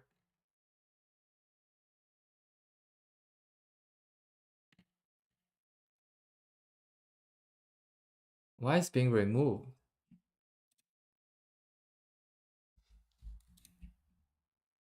$74, which is I think is super old.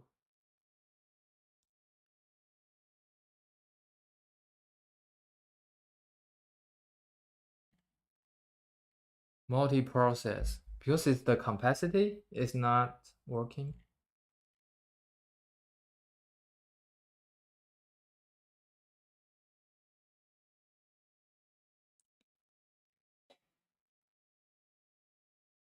If you disable multi-process, oh, I would love to try these things. This is so fun. Available as an add-on.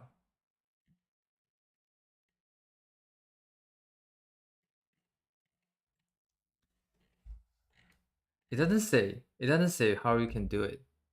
I guess. I guess that would be hard. Otherwise,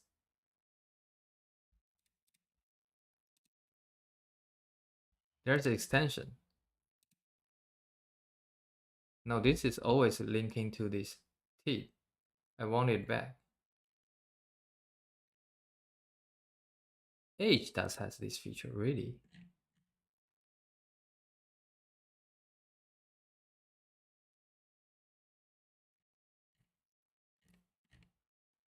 But it's not as nice as the Firefox one, I think.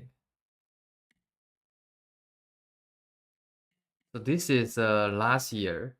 No, this is the year before. This 2022. So do I have an age?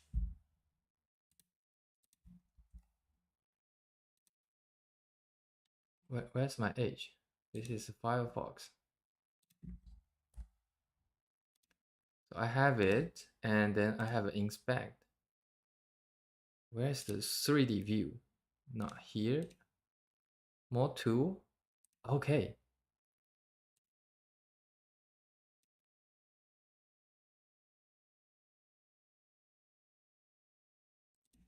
It's crashed.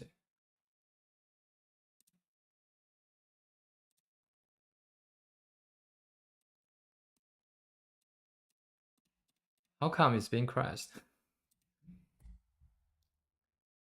All right. It doesn't work. Should I check my site? Okay, come on, come on. 3D map. Oh, okay, okay. The navigation is not the best. What? It's too sensitive. I didn't. What? Reset. What's that?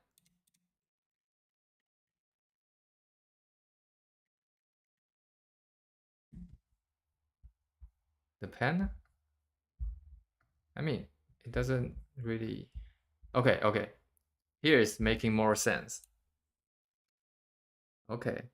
I like it to have a 3D view.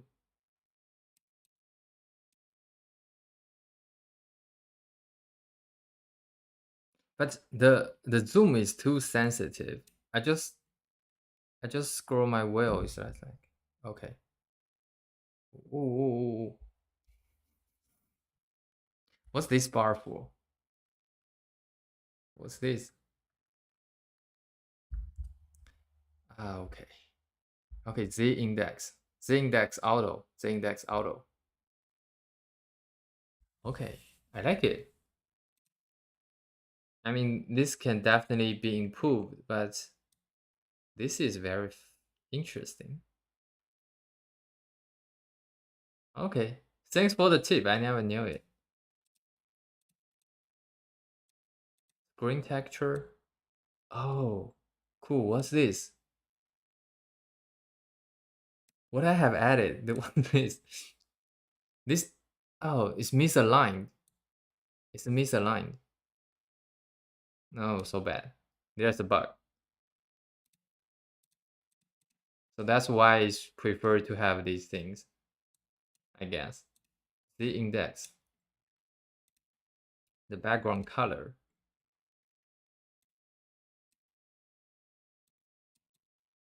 So this icon is floating. No, this is auto. Okay. So I think it just telling you that okay, this is by order and they have different z index. Label. Don't show label. Include parents. Isolated, selected, don't.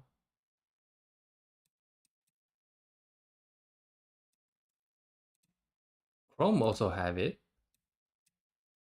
Good to know. So I mean let's check a little bit complex side.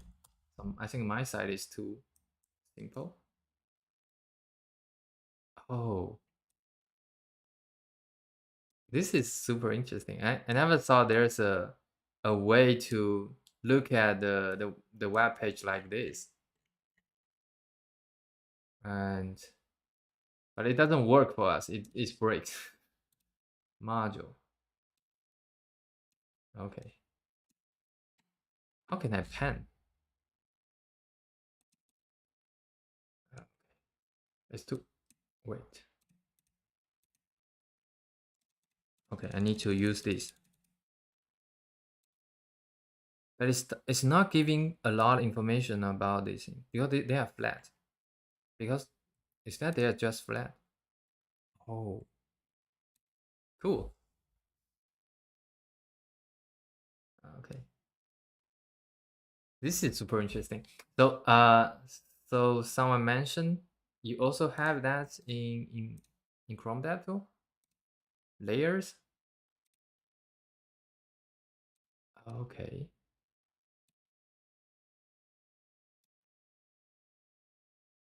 Paint. Okay. But it's not 3D, right? Okay, it's 3D, but it's not really friendly, I think. Okay. So you have the layer. Cool. So okay. Let's go to our side and then let's check if this works. So layers, right? It crashed. I guess I guess the web container or something we are using is just making it too complex. So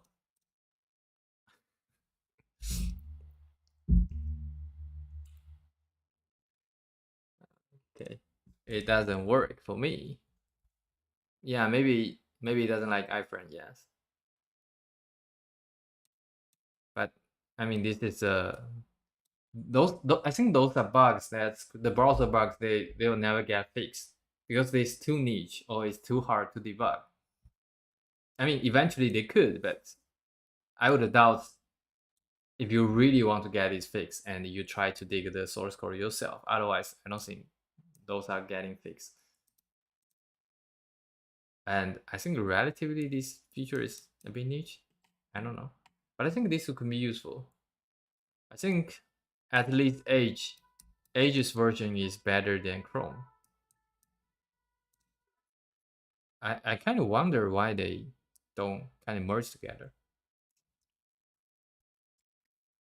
Maybe they're just trying to keep Edge competitive. I don't know.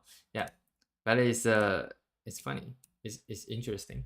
So I think here, I think I just want to find a way to close this panel.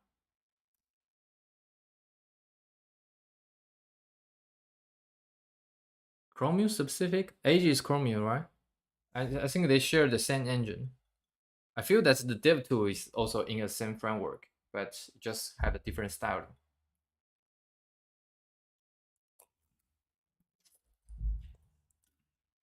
So I think here I can have a little button here. Uh, let's try. Let me try if I can make it. So this is transition, and this panel will be fade in, and Let me think about it. Okay, if I do it here, so it can be absolute. I don't know. 10, 10 rounded. Oh, and then I can have a little icon here. So I search for the icon and I do dual tone and right. So I'm thinking to take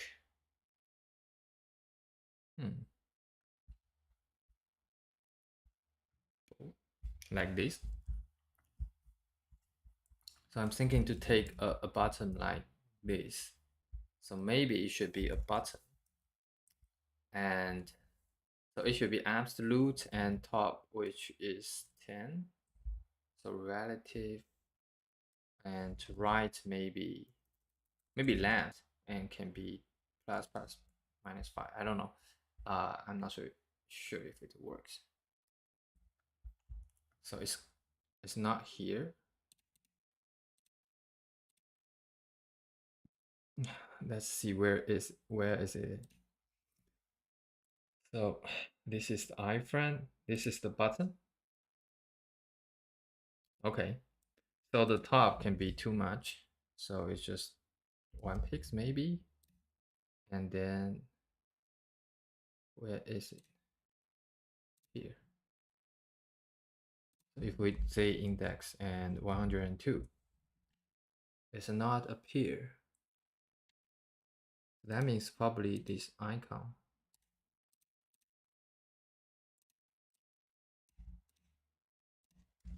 So we can do border and place. All right, it's there. Okay, and this being cutted out. Well, that means if I put it here,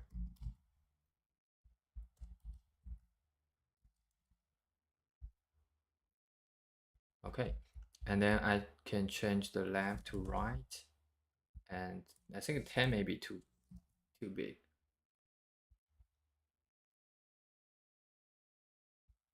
And then I can go to here to see the splitter and this one. Okay, and I want to have a relative here. All right, and then you basically click it. When you click it, and it can be Z102 or something.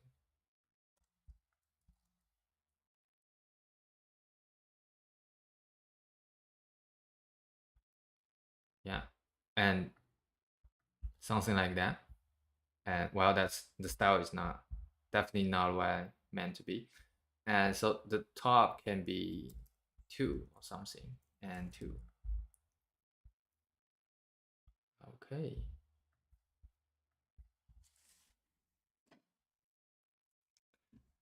So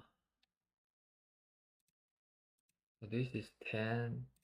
So this is can be 4, or maybe 5. Oh, no. Yeah, I think it's 4, and then we reduce the size to 8. And then this can be 3. I don't know, I think maybe this should be more. Oh,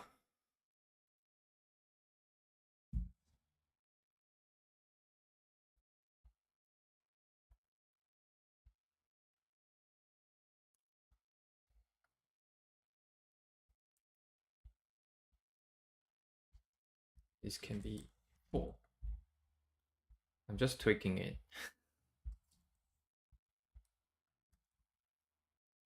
UI is hard, and I don't think here it makes sense.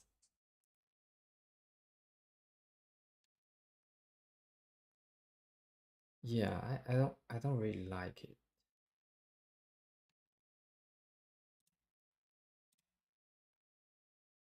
This panel has overflow hidden. So another way, just like I put it in the middle. So here, And then if I do a background, it's called base, something like that. And then I have a flex and item center, justify center to center these things. And top, it can be full, I guess. Yeah, in the center. And then if you click it, it just close it. I think here, maybe here is not bad.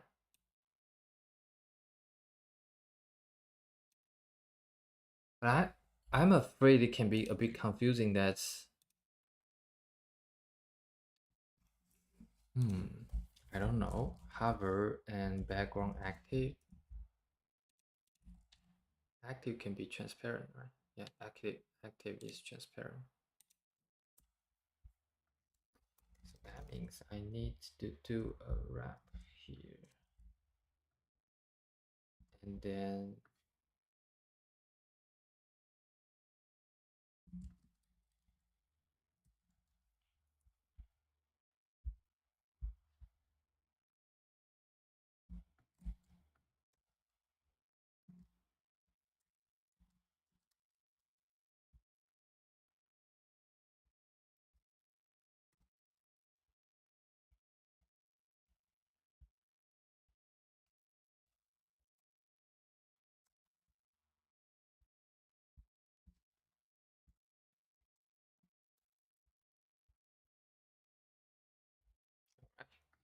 then overflow hidden.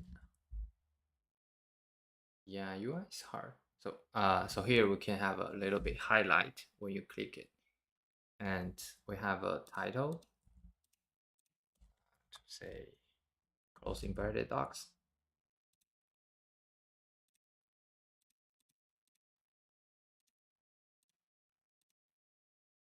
Maybe. I hope this would not be too confusing.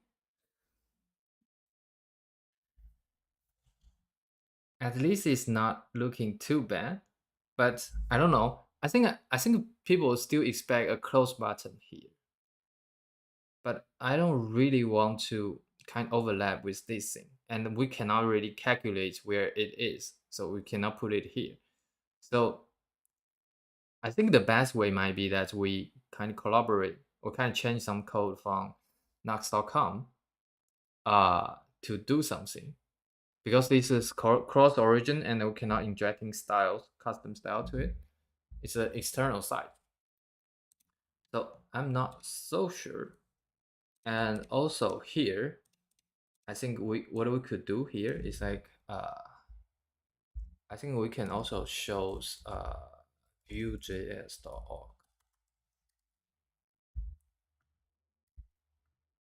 Okay. Maybe just this should be fine. So if I click Vue.js, okay, Vue.js is also refused to connect. So this is something I want to work on with, I guess. So cross origin.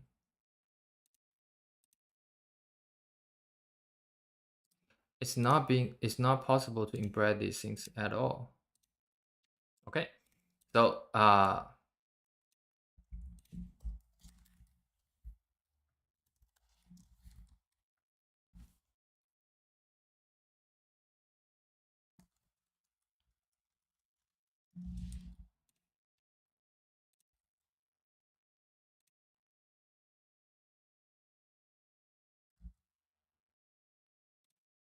okay. And I should add this overflow visible. Okay, visible.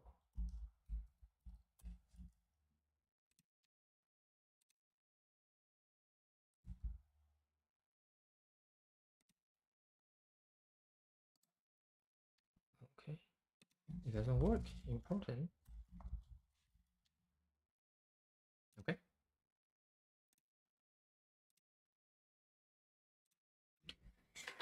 Okay, I think it's not too bad. I hope so.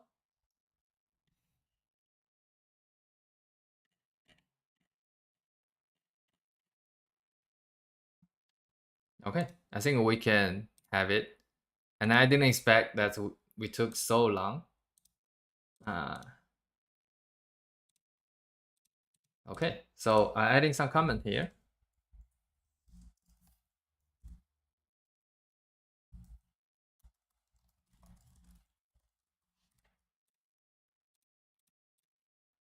Here.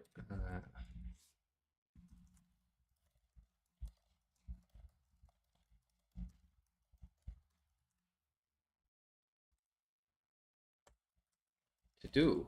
Add a setting to toggle this behavior.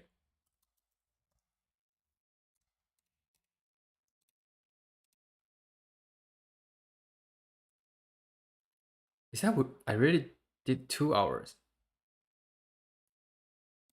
I think.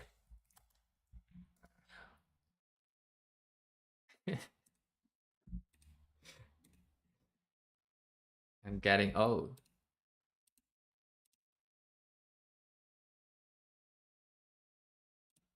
What is hack? It's not too hacky, right? I mean, this is a valid usage, while that is not. It's a bit advanced, and you should take the consequence if you just mute this object. Well, that's maybe the best way is like you just slice this, remove this project and add a new project and do something like that. But I mean, it works, right?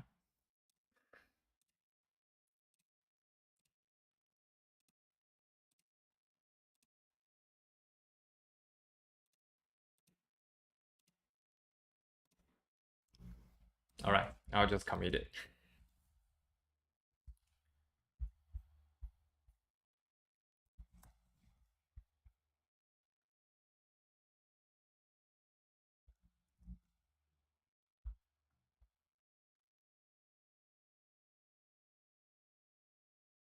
What about creating a new tab next to guide type?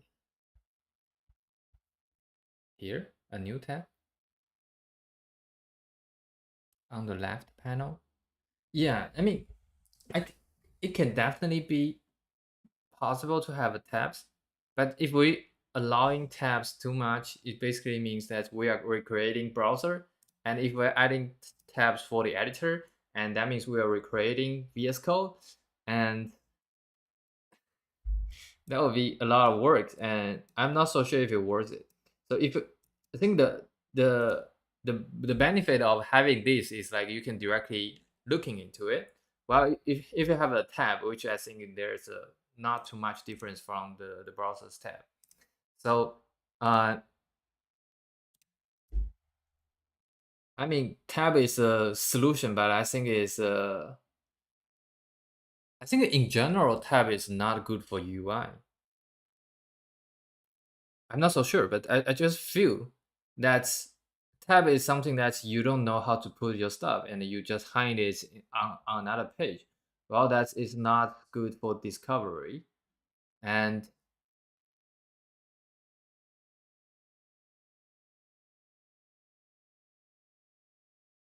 yeah, I think those are valid point. And we could I think we could have an option to say when you click it, it's not going on the right, but it's going on the left. So the whole page can be on the left to override these things. And then you click something, and you click something, it will be just close it and to show. So just the left override. So I think I'm just putting it on the right because I think I'm just thinking to have some reference, and you close it.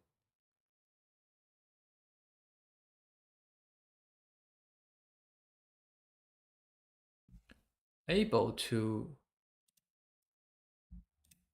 Oh, that's a good point. So I saw that we don't have this issue, but I think we still do. Uh, we still do is like return.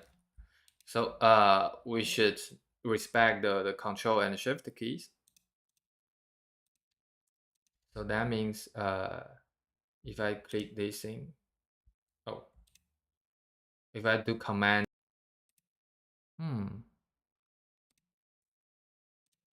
So that means like left side.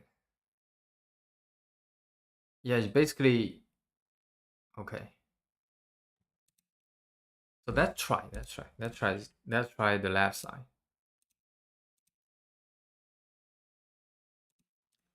Let's try it quickly. And I don't think we have, I think I want to call it a day because we have already spent a lot of time on it, but we will see. So it basically, I want to swap this panel like here, right? And I swap these styles. Oh, I see, I see. I should remove the, one thing is like I should do it from the left, and then I should remove the style I just added here. Mm.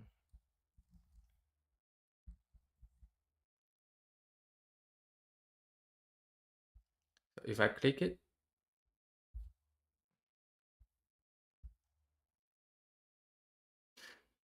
yeah, I agree. I agree. This make more sense. Okay, so let's keep it left for now. And if absolutely needed, we could have an option to toggle it. It's a bit laggy. It's not laggy. I think it's maybe, or maybe it's my live stream is laggy. The UI is, at least the UI is not laggy. So the the arrow should be on the left. I'm not so sure if a close button would be more intuitive.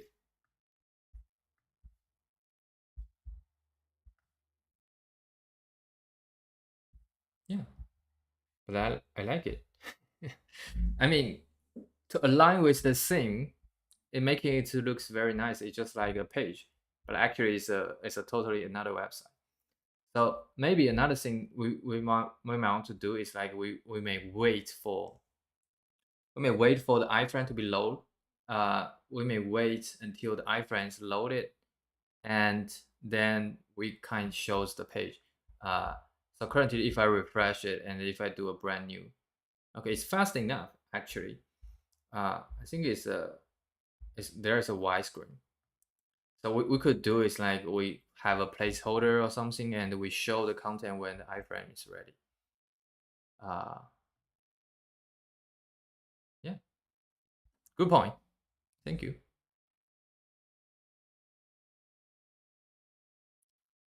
Yeah. So I think we can show a kind of loading page uh, with the same background. I think, and let me try. So here, if I do white, so maybe the downside is this does not sync. So bright. I'm sorry.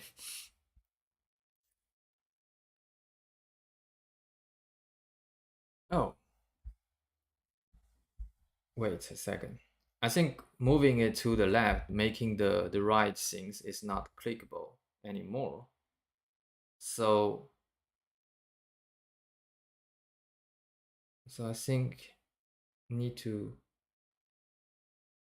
still need to fix it. But should I do the same trick? Basically moving the, I don't know. I don't feel it's a good solution. But I think I don't have, I don't know what to do. So here it's just like no, not this. So it's UI. So it's guide and embedded docs and Z100 101 like that.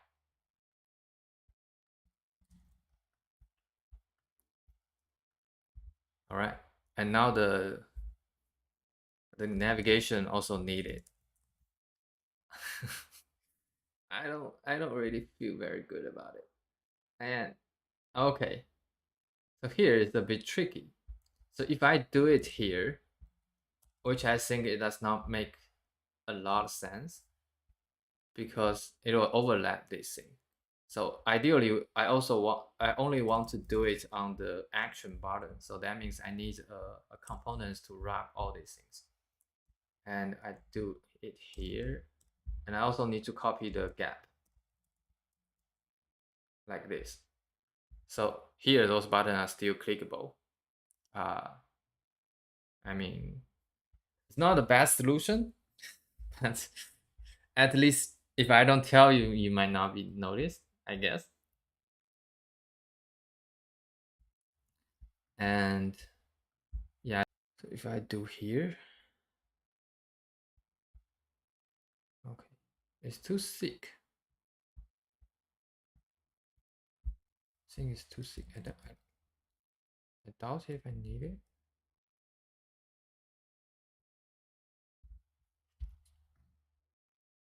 All right, I think it works. Okay, okay. All right, I think putting it on the lab make more sense. Yes. Thank you for that. And cool. We check it. Okay. Embedded Nuxt Docs. Okay. One commit. All right. So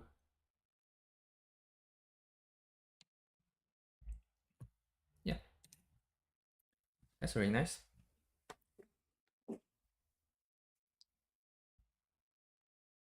Yeah, thank you. I just wish I can do more, but yeah, I think overall it's a good. Oh, I mean, here you find that there is a line missing, and I'm just wondering why. I think it's basically because this panel does not have a.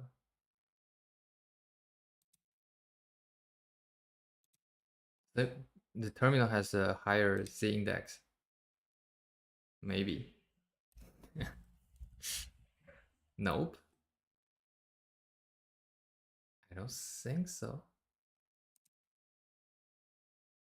Yeah, I don't know. I will figure it out probably.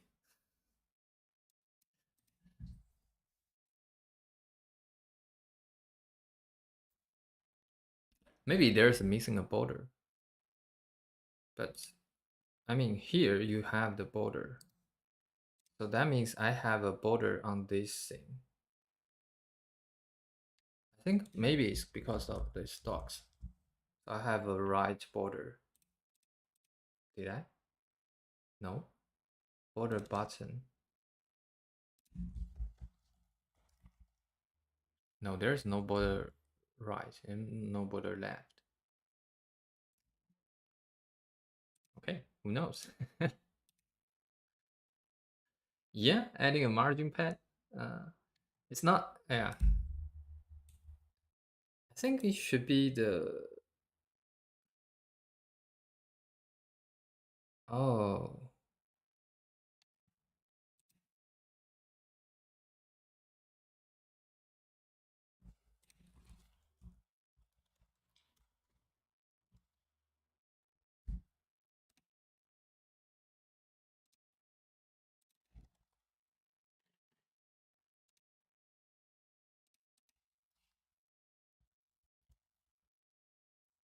maybe here I should put it um, like this. I think there's always racing condition. So if you do like that, uh, where is it? Okay.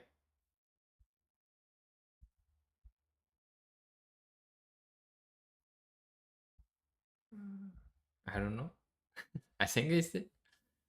Hey, wait. Okay, that is too much. Okay, you see it's working.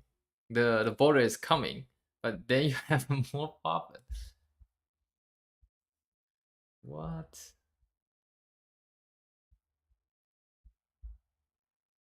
Okay, that's nightmare.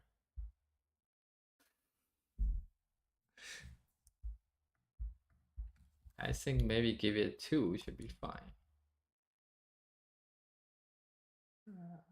Okay. That's not ideal. That's definitely not ideal. Okay.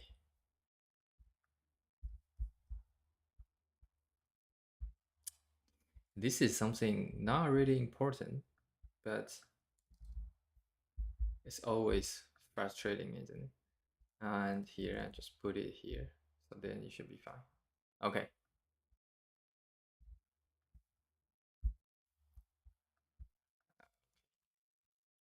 Minor styling.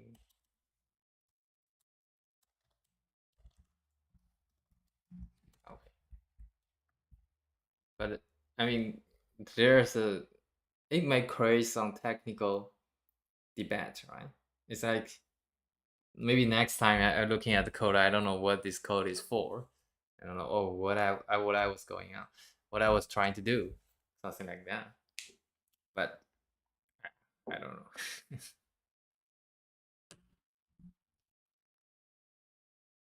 Like, how do you maintain this Z index? Should you have a document to say which number it should be?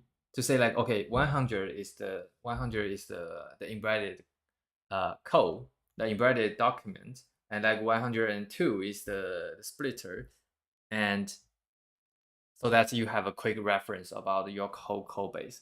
I think that may make more sense, right? And to do so, I think maybe the best case is like you create some shortcut.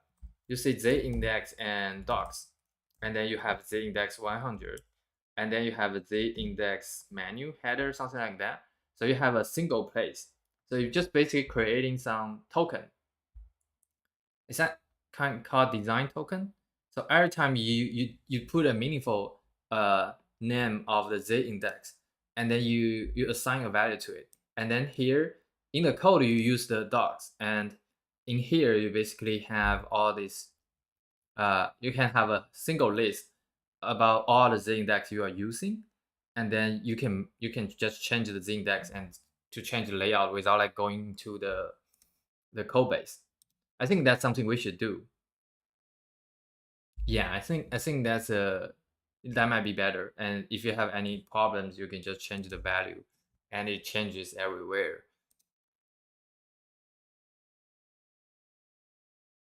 Yeah, just like avoid using magic numbers. Yeah, good point.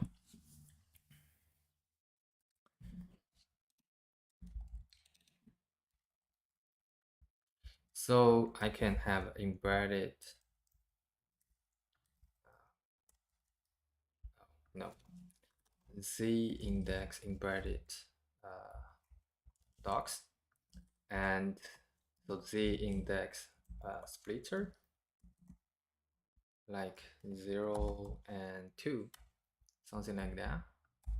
And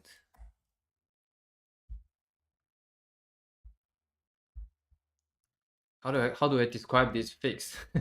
This hack. So embedded docs write hacks. Racing. So it can be 001, something like that. So I can search for all the z index I have. So here, I have a z index embedded docs, right? And then z here. So it's z index embedded write racing, and z index +1. What's this? Oh, this is the patch. Forgot about it. And here, so here I need to do no and z index splitter and remove this magic thing. Okay, here again. So z index right racing. What's the 1, 2? What's this? Okay, so I have another one. Need to define close button. I'm not so sure if this would be a little bit too much. it can be too long.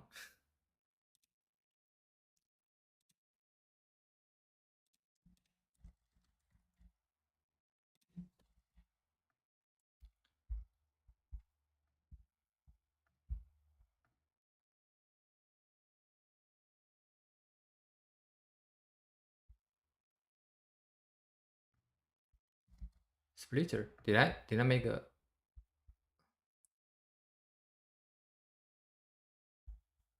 a oh yeah. There's no typo, right? I was scared that I having some typo. So should I sort it by the name or should I sort it by the by the number? I think maybe it's make more sense to buy a number, right? So the index. Okay, we don't have any magic J index anymore, right? I suppose. We don't have this thing. C index, C index. I thought I will use it more.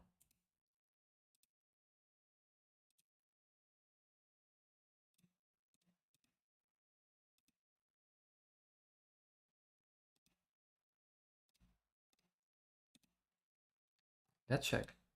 Okay. The style should works fine. I saw I have used JIndex somewhere else, but it turns out isn't. So that means if you find that the 100 is too much, you can just remove all the zero here to make it smaller or bigger, something like that. Cool. So we have a refactor, use semantic, C index. I never thought about this issue. I think that's something interesting. Yeah, I think I should use it more to put some real name, to put some names on top of the Z index. But I think those names probably too long. So I think I probably could remove Z index. I think have this thing and maybe docs and maybe racing, something like that. Maybe close, right?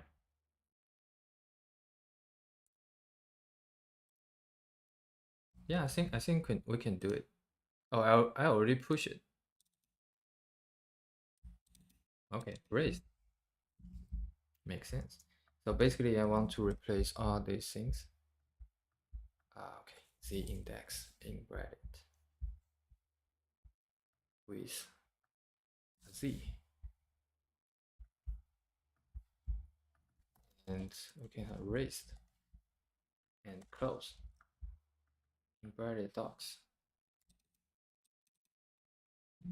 in bracket. Yeah, I think it's better to keep it as is.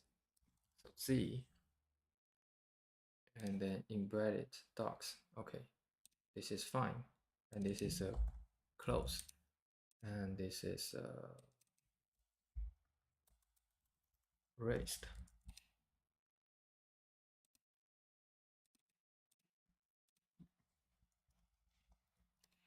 All right, close, raised. All right, later. Okay, it works. So you will see the underline when it's valid. When it's not, is without underline. So you can make sure it's correct. All right.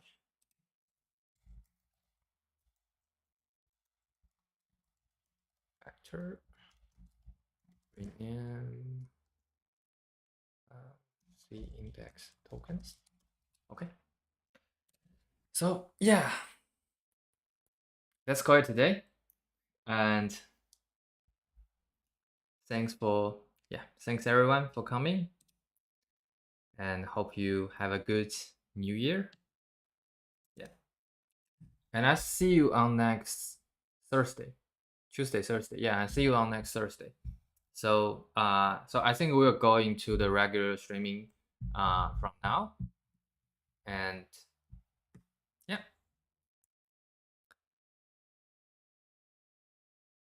Thank you. Yeah. I'm very happy about that. We have some pretty good progress.